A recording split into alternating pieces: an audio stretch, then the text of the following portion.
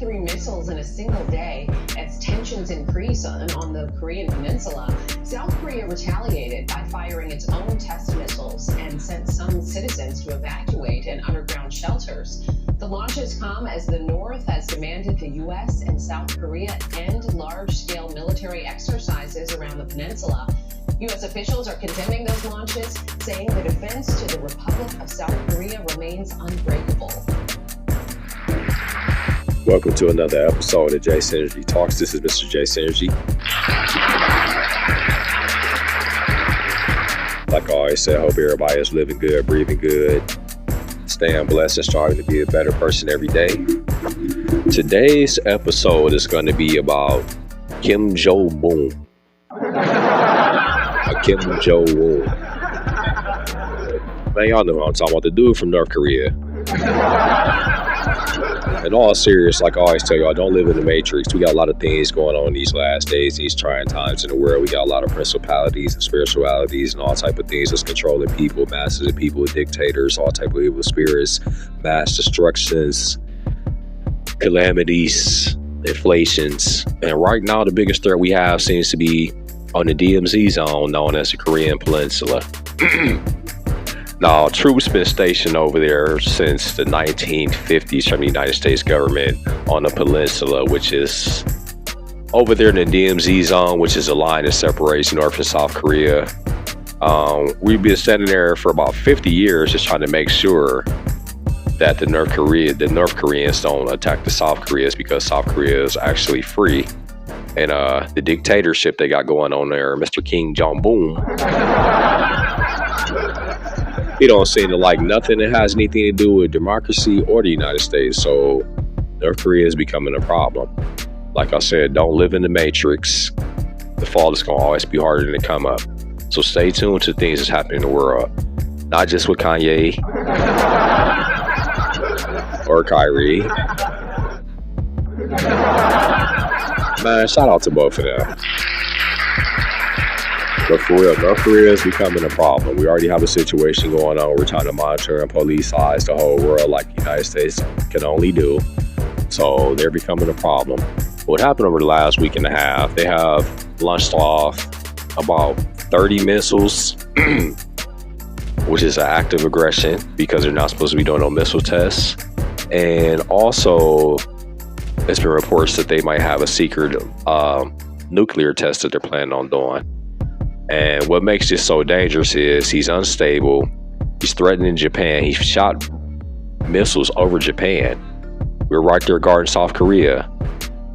So after that happened, the United States and South Korea did their own little bombing exercise, which is a demonstration in the forest with their B-52 bombers and the fighter jets and everything, and flew over by North Korea, just to show them that they're not backing down and we're not taking no type of threats from Kim Jong-un. So after that happened, next thing we know, I got reports, which make sure y'all stay tuned to the end. I'm not going to come to y'all with no other content like nobody else. I got the footage from all the buildup that's going to this possible war in the Korean Peninsula. Like Biden said, between them and Russia and all the stuff we got going on with the stuff in this country, with the violence, there's a lot of stuff going on. So make sure y'all stay living in the matrix and don't be distracted by all these distractions, if that makes sense. Don't be distracted by all these distractions. So after that happened, guess what?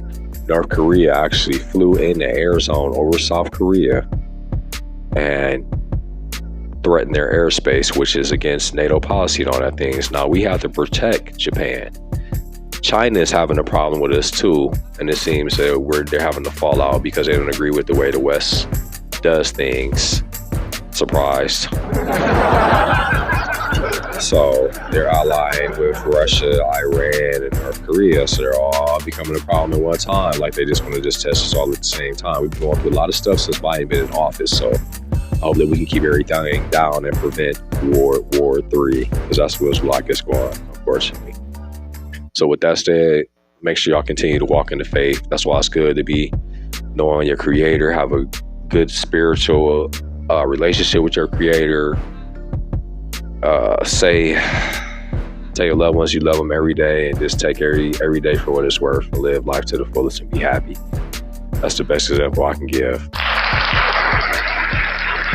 Because you never know when it's your time. And the way the world's looking, there's a lot of chaos. And a lot of chosen people won't be around when everything hits the fan. So stay focused and don't live in the matrix.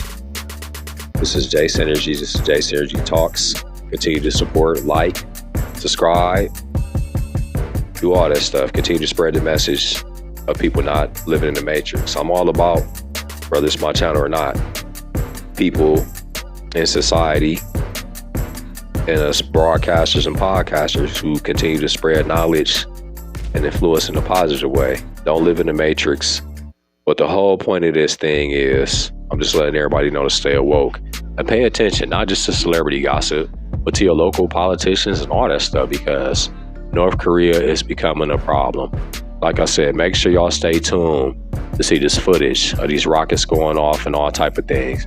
Oh, and the part I forgot that's making this real crucial and real volatile right now, the United States came out with a statement after North Korea continued to disobey the rules of the airspace and firing off these missiles, and told them if he ever thinks about testing or shooting off a nuclear warhead, the United States said it will be the end of North Korea. It's not a threat. They said it will be the end of Kim.Jong.un's regime. So with that being said, that's pretty aggressive content coming from the United States. We haven't heard this in a long time. So to piggyback off of that, make sure y'all check out the episode that I have on Russia, because the Putin situation is heating up as well. There's been a lot of talks about nuclear war and Armageddon, so make sure y'all stay focused. Always tell y'all loved ones that y'all love them as many times as y'all can. Hug and kiss your family members. Try to get along. Let's just try to do better and stay focused. Don't live in the matrix. And remember, like I always say, heard it here first, Jace Energy Talks, the struggle is going to always be harder than it come up. Not the struggle. The struggle is hard, but the fall will always be harder than it come up. With that being said, check out this footage from the escalation between the United States, North Korea, and Japan. This is Jace Energy reporting. Stay blessed. Rising after North Korea's unprecedented missile launches this week, South Korea is now scrambling their fighter jets after North Korea's new show of strength. Our chief global affairs correspondent, Martha Raddatz, is in Washington for us with more. Good morning, Martha. Good morning, Michael. This was an extraordinary show of force, a provocative and dangerous escalation. North Korea sending nearly 200 fighter jets flying just north of South Korea's border and over the east and west seas. In response, South Korea said it urgently scrambled 80 F-35 fighter jets. North Korean aircraft kept their fighters flying for more than 4 hours.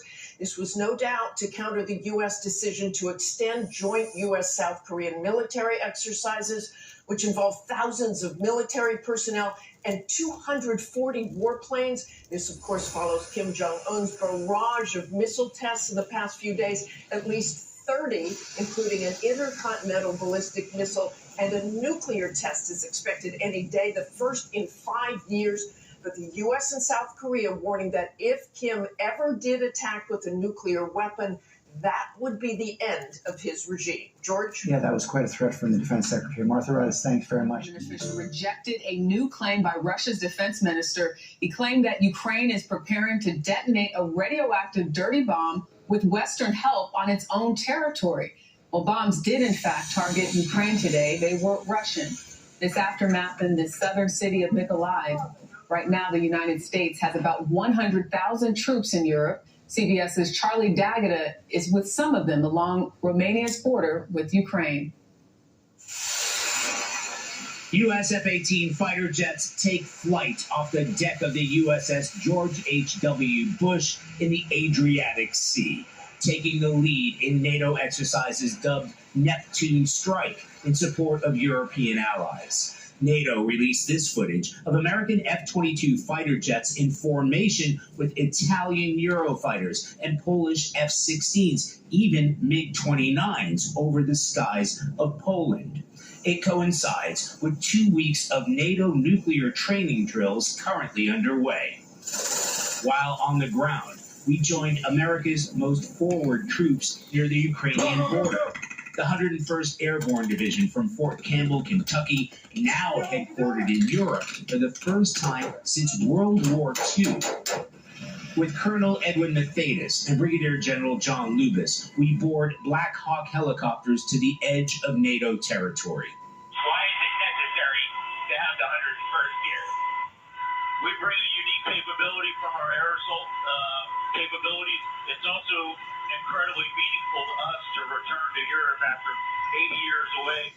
With the Ukrainian border less than 5 miles away, we reached the forward operating site, where soldiers of the 101st and Romanian troops unleashed a live-fire assault on targets in a simulated battle.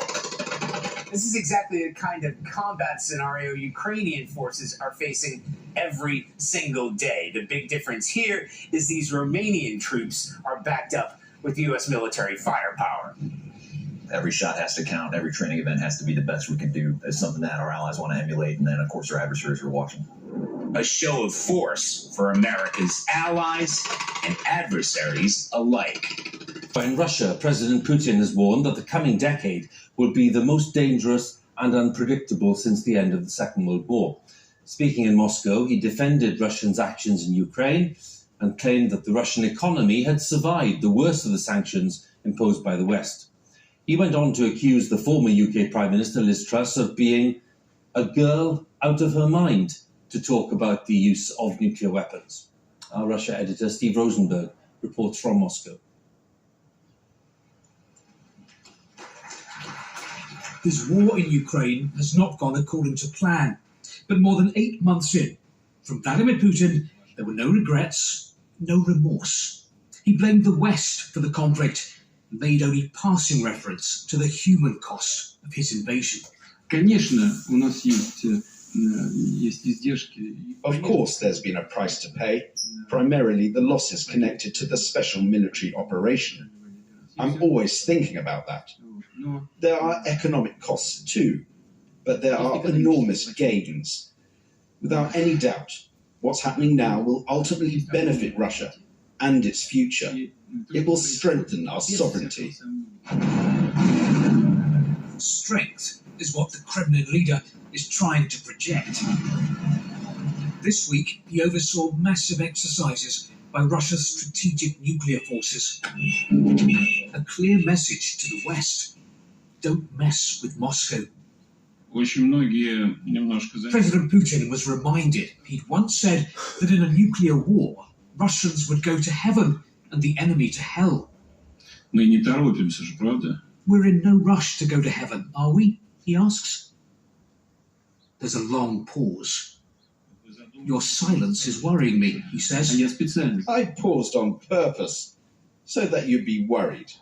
Vladimir Putin rejected Western accusations he's been engaged in nuclear saber-rattling. Russia, he claimed, had nothing to gain from a nuclear strike on Ukraine. But the fact remains that on the day of the invasion, he'd issued a very public warning. Any country that gets in Russia's way, he said, would face consequences the like of which they've never experienced in history. And the warnings continue. According to Russian official nuclear doctrine, Russia would launch a strategic nuclear strike against the United States and all the NATO countries as soon as we witness the launch of Western missiles, no matter how armed they are, against our territories. And then the whole planet will die. Moscow may be hoping nuclear rhetoric will scare the West into reducing support for Ukraine. It hasn't so far. What we saw and heard today was the world according to Vladimir Putin, and it is a world in which he is the good guy and the West is the villain. That is the script the Kremlin leader sticks to, and it's why we heard him today accuse the West of igniting the war in Ukraine, and it's why we heard him talk about the emergence of a new world order, which he says should be based on law and justice. Remember, this is the president who 8 months ago invaded a sovereign, independent nation, his neighbor, Ukraine. Breaking news, North Korea fired more than 20 missiles overnight, their largest barrage of missiles ever. South Korea fired back, the country now on high alert. And our chief national correspondent, Matt Gutman, is on the scene in Seoul. Good morning, Matt. Hey, good morning, George. A number of notable firsts here today. This is the first time that North Korea has fired a ballistic missile into South Korea. It landed about 15 miles into its territorial waters. As you mentioned, it's also the largest number of missiles ever fired in a single day by the North. It triggered air raid sirens in one South Korean town. They also fired artillery shells and surface-to-air missiles. Now, they said that this was in response to a massive military exercise being held by the U.S. and the South Korean militaries. The U.S. military calling out the North for its, quote, reckless behavior. And South Korea responding in a way that it has never done before, firing 3 missiles into North Korea's territorial waters from aircraft. Analysts are telling us this is a significant escalation in the Korean peninsula. They say that maybe this is North Korea laying the groundwork for a nuclear test. They haven't had one of those since 2017. George. Yeah, the situation is tense. The U.S. is condemning the launch of an intercontinental ballistic missile by North Korea that triggered an alert for residents in parts of Japan to seek shelter. South Korea says it believes the ICBM, which is North Korea's longest-range missile, may have failed in flight and landed in the waters between the Korean peninsula and Japan. So for more on this, I want to bring in Tom Carrico. He is the director of the Missile Defense Project. Hey, Tom, thanks for joining us this morning. So it really feels sort of weekly. We're talking about yet another volley of missiles coming from North Korea. And of course, this coincides with these military drills that the U.S. and South Korea are engaging in. And it's a bit of back and forth.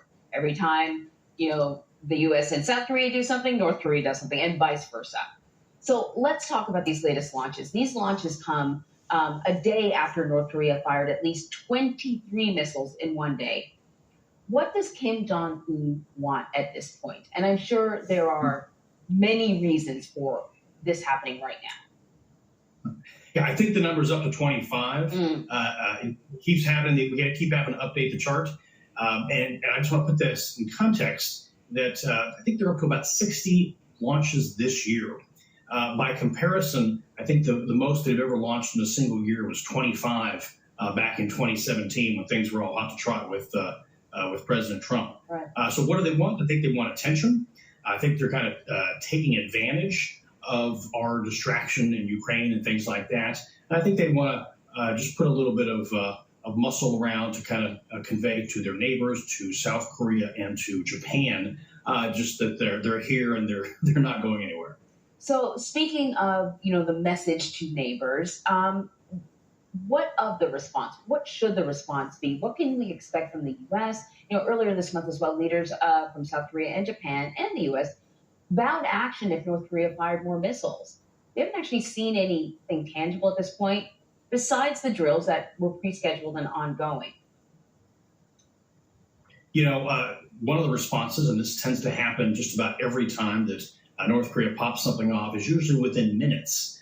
The South Koreans conduct a series of volleys themselves. I don't think they're matching them tit for tat in terms of the 25 of the past day or so. But what does that do? That conveys to North Korea that if on a bad day they decide to do more than just launch into the sea, but to attack the South or one of their neighbors, that they would get a very prompt response. In fact, I think you just showed the image of one of the South Korean aircraft launching one of the missiles there as well. So there's going to be that kind of a response. At the same time, I think it's important to not overhype and give them just more of the attention that they crave. There is, of course, the chance as well that they're kind of making all this noise in advance of a renewed nuclear underground test as well, and we'll have to watch and see if that materializes. So let me ask you this question. You mentioned when things were hot to trot. Your words when President Trump was in charge. Now we have a new administration here in the U.S. as well as a new administration in South Korea.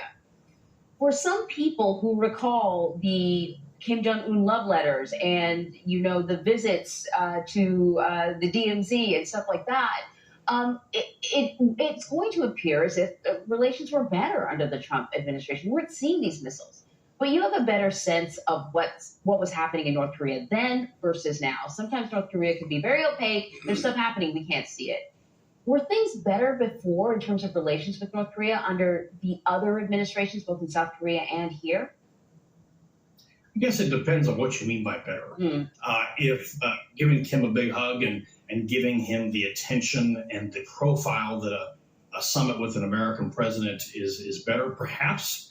I think in some ways there's the risk, the long-term risk, that over-normalized the regime. Not that they don't have their own stability, but nevertheless, I tend to think that was more problematic than helpful. So again, they're doing a bit of a temper tantrum or showing off here with this, I would say 25 missiles, and by the way, about 100 artillery shells over the past day or two as well. So I guess I would be reluctant to say that was a better approach to give them the attention. All right, Tom, thank you so much. We always need context with this. It's difficult to figure out what's happening. Everything sounds so extreme all the time, so appreciate having people in northern Japan when North Korea launched a ballistic missile over that country earlier today. The U.S. and South Korea responded very quickly. South Korean officials say the two countries carried out what they are calling a precision bombing drill in the region. Elizabeth Palmer is following these developments from Tokyo for us. Coastal communities in northern Japan woke up to the sound of sirens and warnings to prepare to evacuate. North Korea fired the missile from near its border with China, right over Japan. It took 22 minutes to fly 2,800 miles, a record distance for a North Korean missile, and crash into the sea. Japan's Prime Minister Fumio Kishida condemned the launch. It was, he said, a reckless act. The news was big and ominous enough for a special edition of the Yomiuri newspaper in Tokyo, spelling out the details to startled commuters.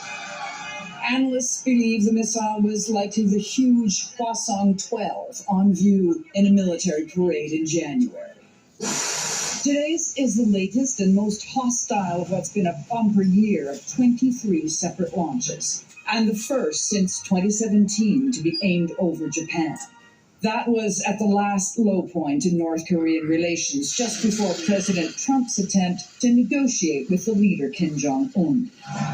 So far this time, Kim hasn't said a thing, but his message is clear. That is, he is angered and he's threatened by the growing military alliance between the United States and two of his closest neighbors, South Korea and Japan. So what have we seen in terms of reaction in Japan following the missile launch? Well, it was swift. The defense minister and the prime minister both condemned it as reckless. They expressed some concern for shipping, but then said that they had a very careful look around the sea offshore, and no boats had been damaged, no pieces fell off, that sort of thing. The prime minister has convened the Security Council. But apart from ratcheting up this displays of power, military drills and so on, it's just not clear what can be done unless there's real will in Washington and Pyongyang somehow is brought back to the table for negotiations. But at the moment, that looks like a very long shot. Yeah, and it's so interesting, Liz, to try and understand, and it's impossible to get into Kim Jong-un's mind, but I can clearly see what the upside for him is, which is that he can then show his people, look, we're firing missiles in the airspace of our perceived enemies. But from a larger picture, are people in South Korea and in Japan and in the United States actually worried that Kim Jong-un might engage in some kind of direct military confrontation or threat? Well, perhaps they don't allow themselves to be. Probably they have their moments, but as one of my Japanese colleagues said this morning, I'm so used to this. Right. I just dismiss it. And essentially they rely on the knowledge that if North Korea were actually to attack Japan or perhaps one of the U.S. bases in the region with one of these missiles, that would be the end of North Korea. And so it's